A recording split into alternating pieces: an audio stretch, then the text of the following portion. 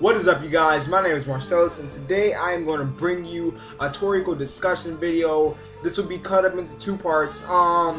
One is Ice Hill discussion, the arc of Ice Hill, what I thought about it, what could have been better, what I didn't like about it, stuff like that. And later on in the video, hopefully, I'll get around to talking about the anime of Toriko and certain things like that. So, Ice Hill.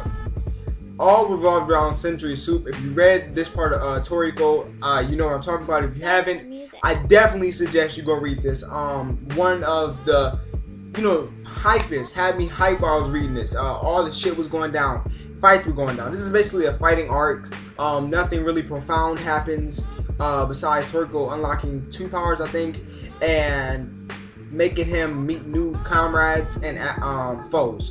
So, in this arc, we get Komatsu and Toriko looking for the Century Soup, and they travel off to Ice Hill with the gourmet hunters, and the Bishu Kukai follow them, and everything shit goes down like that. So the main people that go after the Century Soup from the Bishu Kukai are Tommy Rod and his 2 allies, and the main protagonists or the heroes of this arc are Match, the gourmet knight, I forgot his name, Toriko, and Teppei.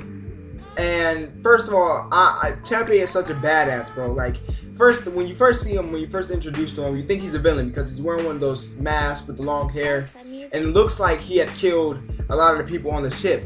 But later on, we find out that he didn't, and the dude that brought them there was looking for the Century Soup, and if he found out that there was none there, he would leave, which he eventually did. He found out that there was no Century Soup left. He thought, and so did Teppei, and Komatsu thought there was no Century Soup left, so he left them on Ice Hill.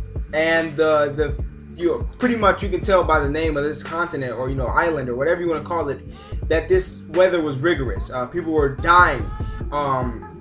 It was guarded by I think an ice dragon, a level 51 capture beast, and people were dying in their sleep, dying as they moved. If you weren't strong enough or strong-willed enough, you would die moving while you were traveling with your friends. So certain people took, I believe they took 3 different routes. Toriko's group went straight ahead.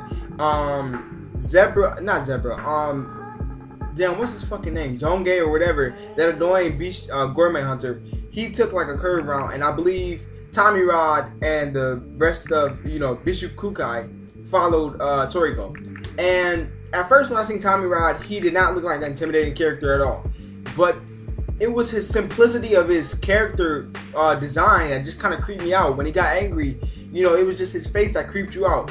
Also, not to mention that thing that was inside his mouth, that insect, for a good while until the end of the arc. So, towards the end of the arc, we get all the fighting done. We get Match versus one of Tommy Rod's person, and then the Gourmet Knight versus another one of Tommy Rod's allies.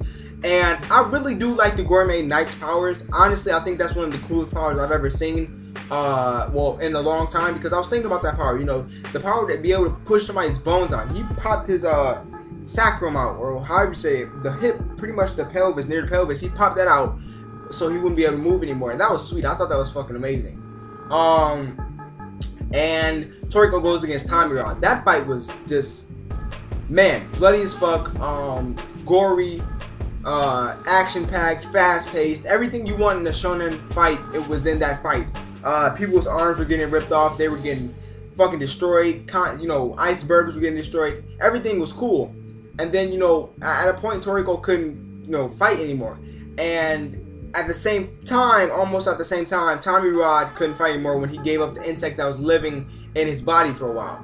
So, like a badass, before, he released that insect out, Teppei put that nigga down with impact knocking, man. I love that nigga Teppei. Or Teppei, or however you say it, bro. I love that dude because he is such a badass. He reminds me such of the knocking master Jiro. So yeah, that's that. And I'm past that right now. The current part I'm on is the IGO president versus Toriko, and I'm really hyped to read this fight. But yeah, I'm at the point where we find out that Toriko's, the president of IGO was a student of the dude that found God, and everybody's looking for God now. God should be coming back in a couple years, and the 3 people that trained under him was the Bishu Kukai, president, the IGO president, and Naki master. So it'd be real cool if hopefully I get to see one of them fight sooner or later, because we've seen Jiro just appear whenever he wants to appear. So that's that. But for Ice Hell, I really did like it. I like the ending. I like the comrades that he met. And after how they came and led into a different story, you know, not a different story, but a different part of the story with life, and Toriko have to train and tying it back in with meeting Sunny again. Sunny, whatever.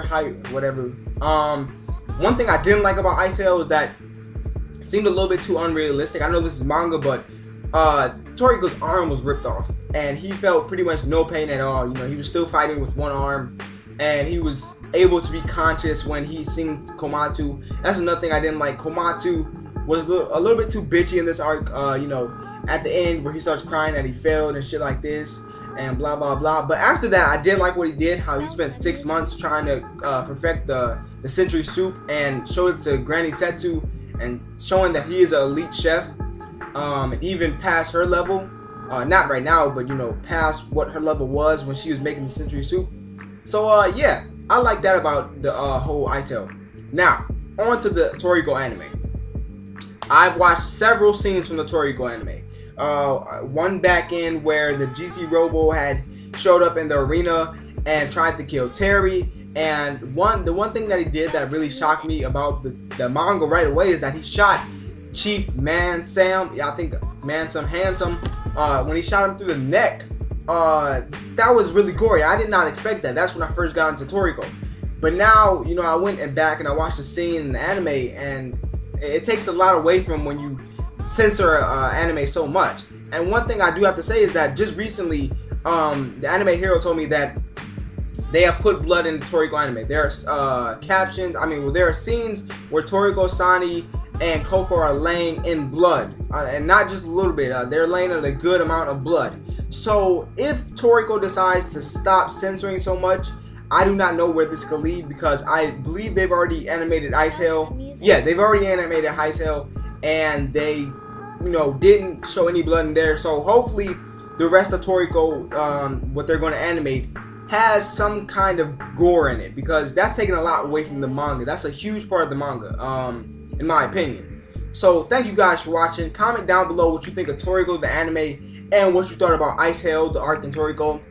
Like this video if you enjoyed it, and comment and subscribe. I've already said comment. Yeah, subscribe for more Toriko related discussions, a lot of other discussions, and I will see you guys later.